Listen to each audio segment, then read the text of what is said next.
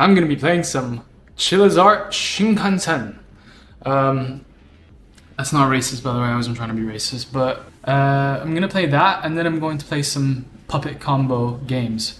I was downloading it from itch.io, and I thought it was a virus for a second because there was a random thing that popped up on my desktop, like a bunch of command prompts or something. I don't know. I thought I was getting hacked or something, and then it said game bundle deals. So I don't know if it's like something with Lenovo or itch.io. Anyways, I'm gonna play Chilla's Art, and it's gonna be a good one. I'm gonna do my take on it, and then after that, it's gonna be a bunch of puppet combo games, and then 616 games, like the Tales Beyond the Tomb, like the season 1 games, and then Atmo Pixel. Yeah, they're doing a lot of. They've done a lot of good indie horror games. So yes, I know I'm in my kitchen. I love recording in my kitchen. I don't know why. It's just it's better. You know what I mean? It's cozier. It's easier. Yeah. Anyways, also it's kind of hard sometimes to find indie horror games on itch.io because you don't know if it's gonna be like a virus or not. So I'm going to always try and find some more indie horror games. But there's some good ones on Steam, like Visage, which I don't know if it's indie horror. And of course, you've got your survival horror, like Resident Evil. And I really want to play State of Decay, but I wouldn't categorize that as horror. I'd probably categorize that as like zombie survival, you know, kind of like Rust, a mix of Rust. But I also really want to play Dying Light because I have this weird thing for zombie games, you know. Why am I'm going off on a tangent. Anyways, Chilla's Art. Okay, so I gotta make sure the everything's the same, right? So there's a bunch of seats here, and this is Shinkansen headed to Tokyo, right? Think about the last time you boarded a train or a subway or a bus. I think the moment you find your seat, your brain probably instantly drops into low power autopilot state. You know, you put on your headphones or you stare blankly out the window. Or you look at the floor, I don't know, whatever, up to you, right? But you're probably ignoring the strangers, right, sitting 2 feet away from you, and the whole environment is temporary, because it is temporary. It's a predictable blur just designed to get you from point A to point B. Now, I think everyone knows that. It's a hyper-normalized routine. But that autopilot state relies entirely on something unspoken, right? The environment around you is supposed to be stable, but what happens when that contract is violently broken? What happens when a developer takes that that commute in the game and maybe takes away the predictability and forces you into a state of whatever the fuck this is, right? An infinite loop forever. I think this is the psychological foundation of Shinkansen 0. Now, over the last year, we've probably seen an explosion of like spot the anomaly subgenre. Like, for example, titles like Exit 8. That's a pretty cool minimalist concept when I played it. Chilla's Art did something smart here. They took that core mechanic, but out of the whole sterile, like static underground tile hallways in Japan, I think it's in Japan, and they instead just trapped you inside a moving Japanese bullet train, right? All right, so different environment, and it's going 200 miles a fucking hour. So let's just say this shifted the setting to a high-speed transit car, and the horror kind of changes here. By the way, you're not exploring just a creepy space anymore. You're actively trapped inside a claustrophobic metal tube moving at lethal speeds. So let's take a little deeper look here, like what's happening and how this game kind of weaponizes the routine, distorts your reality, and delivers a weird horror experience. Are you for real? What was the anomaly? Can I go back? 6. Wait, what? Wait, what?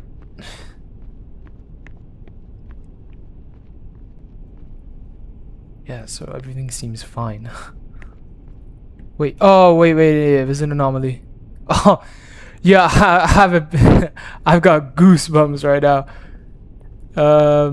That guy wasn't there. Yo, that's so scary. Yeah, that's freaky.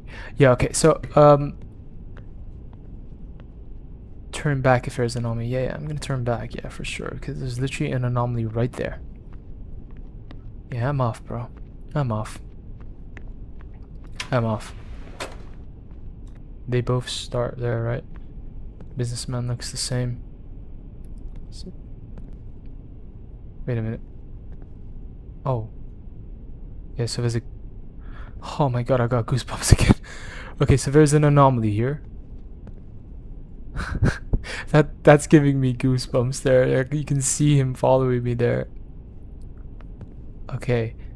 Yeah, so I'm gonna head back out this way. I'm gonna go back this way. Cause there's literally someone following me. All right. I'm surprised I spotted that. I wasn't even looking out the window, but let's go back. 23. 2. Right. We did it. We're almost there. Let's check the numbers. So 20,000. 22. All right. So no. What was the difference?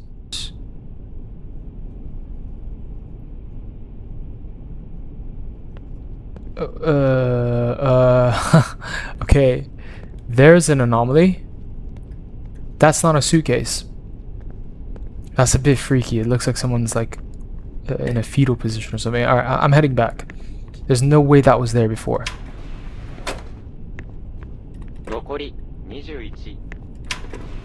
All right, okay, we did it. So yeah, these are all anomalies because these weren't here. Dashy games. 2. Is this a 4-2 Dashy chocolate? She's there. Can I even speak to her? No, I can't speak to her. 5, 4, 3, 2, 1. ABC's all the same.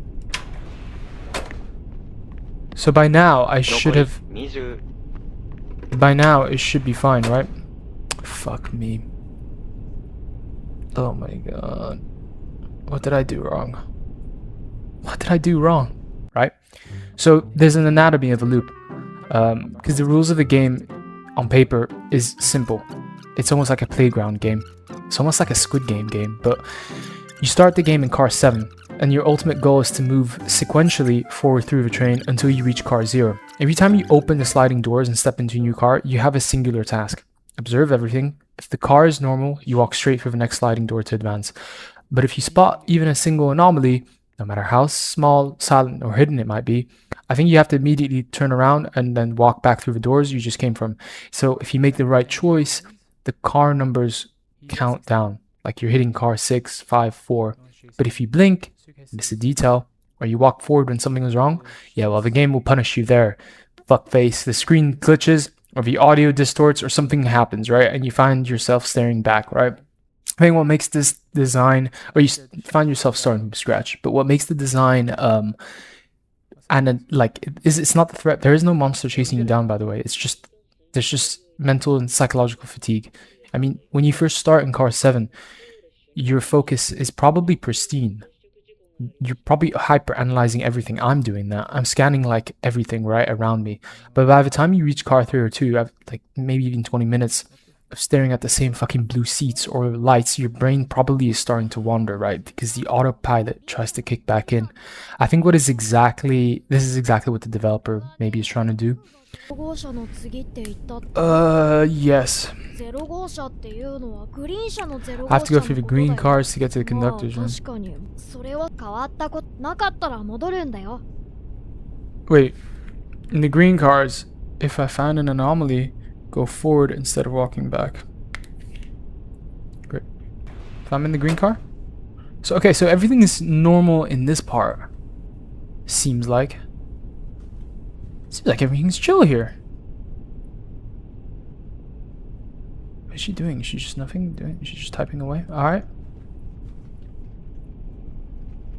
There's the lady with the cart, the snacks. Damn, she's got some good snacks though. This is a guy with green eyes. Wait, let's see what the lady looks like though. Is she looking? Alright. This is a good screenshot, probably. Oh, I can't. Right, okay. This is a good screenshot, to be fair. The guy's... What's the guy doing? He's chilling in there? Alright. Cool. Hey, what? Still on 7?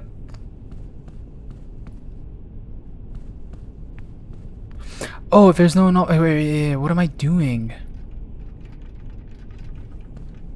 There's no anomaly here. The guy's still checking the suitcase. So let's just turn back if there's no anomaly, because there really isn't no anomaly here. Okay, let's turn back. No anomaly here.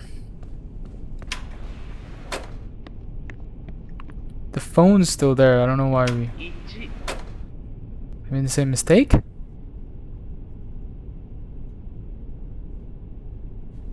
What? Okay. I made this mistake now 3 times.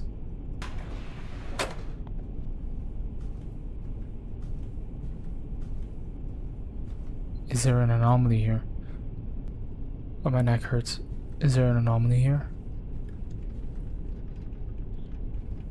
I don't see an anomaly here. She still got the same snacks, right? Let's double check the snacks here. No. What happened?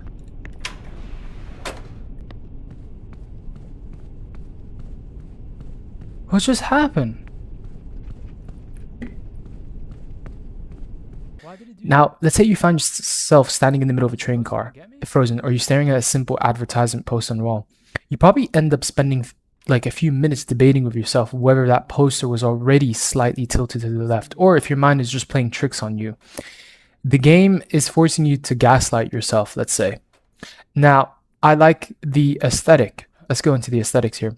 I'm not trying to break down the whole signature visual style. I do that so much, right? But the aesthetics, they give a good mechanical purpose. There's always your low poly character models. There's that weird guy sitting next to me in the train. There's the compressed... I want to say some of them are compressed VHS filter. I mean, Puppet Combo does it worse, or does it crazier. But in this game, the visual isn't...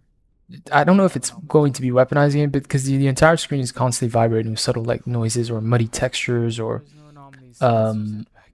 intentional like malicious anomalies as they become tense. That's kind of the vibe, you know, that you get.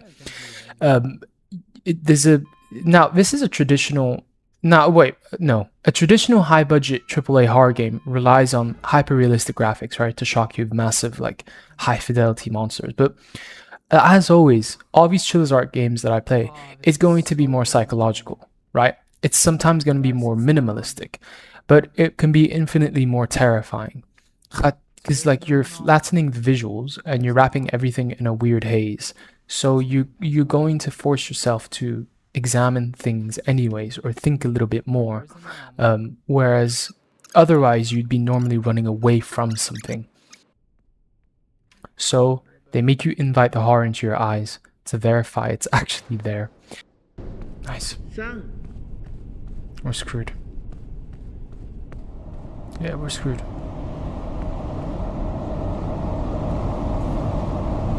Yeah, we're screwed.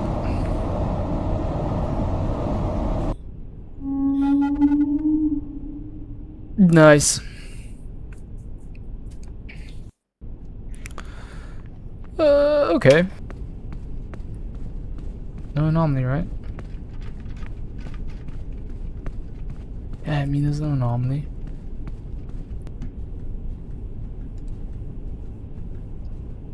What the?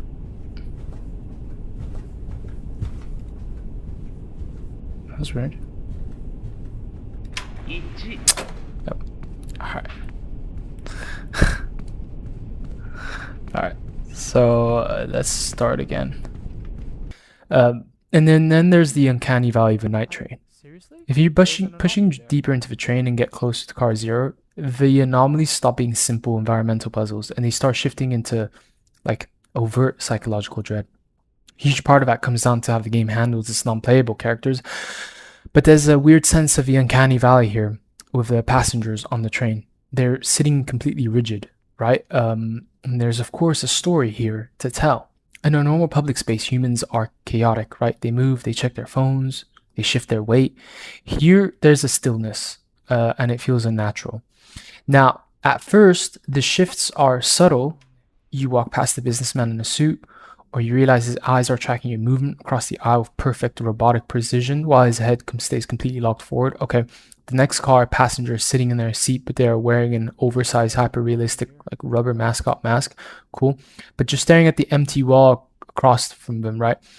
This is a weird, extreme social isolation. You're surrounded by things that look human, but they're really uncanny.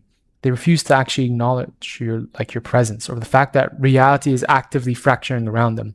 When the train cars eventually start changing structurally, when the lights cut off completely, or there's like or the layout of the seats begin to wrap into weird geometry, the silence of the passengers become deafening. There's a weird claustrophobic ambience to it.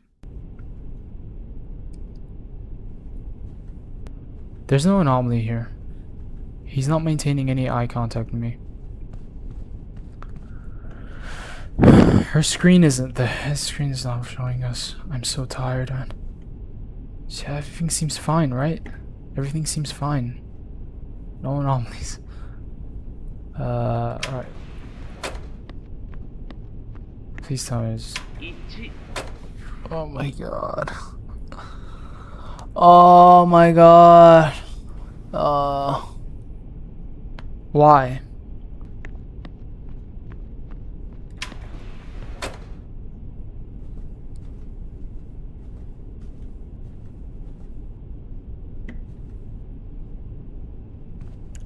Oh, are they super happy here? Yeah. Super happy here. So we gotta keep going. There's an anomaly there, right?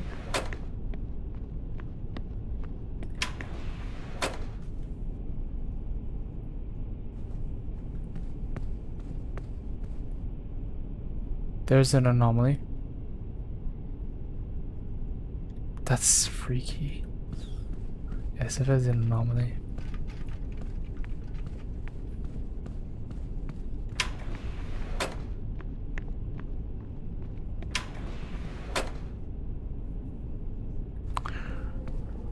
Are there any anomalies here?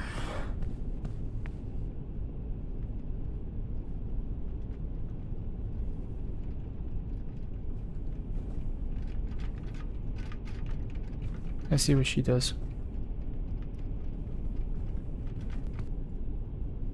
So there's an anomaly here, obviously, because the thing is steaming. So let's just keep going. There's an anomaly here, clearly.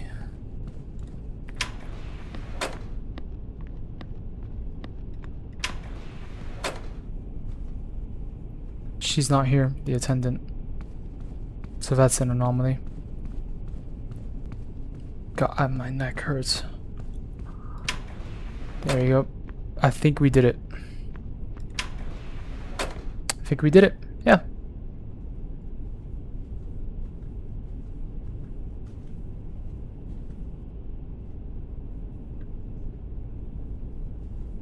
I think we did it.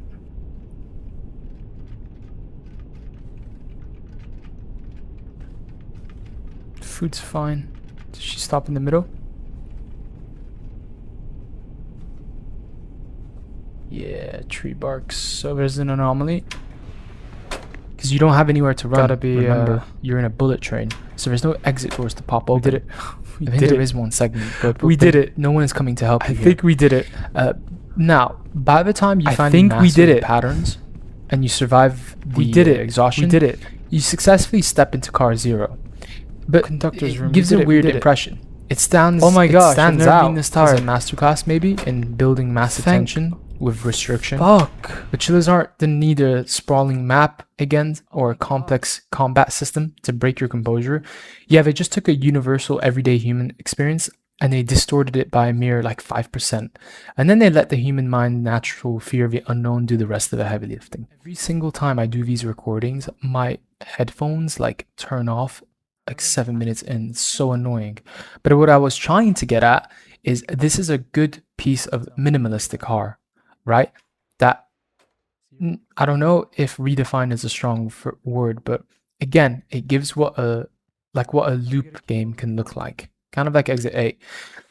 If you guys ran through this train loop yourself, and look, I know I might be late to the game. I played this like years ago, I think, but I loved coming back to it and trying it again and making a content out of it and maybe analyzing just a tiny bit of it to give like an explanation. But it's really cool. And hey, if anyone wants to join my Discord server, please join. If I engage with any of you guys so you can recommend me some games to make or collaborate, that would be sick. That would be so cool. Anyways, I hope you like this little piece of analysis, and I hope you enjoy your day. Subscribe and leave a like. Peace! Alright. I suppose I should head out now.